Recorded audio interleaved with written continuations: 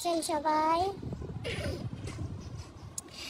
যারা ঢাকার ভেতরে আছেন তারা তো অনেক ভালো আছেন, কারণ কাল রাত শিলাবৃষ্টি হওয়ার কারণে এখন বাজে 10টা 17, এখনো সূর্য মামা দেখা পাওয়া যায় না। কিন্তু আমার তো বেশ ভালো লাগছে, কারণ সূর্য মামা নাই। অনেক ঠান্ডা ঠান্ডা বাতাস, ছাদে বসে আছে। এই বসে বসে আর কি ভাবলাম একটা ভিডিও বানাই।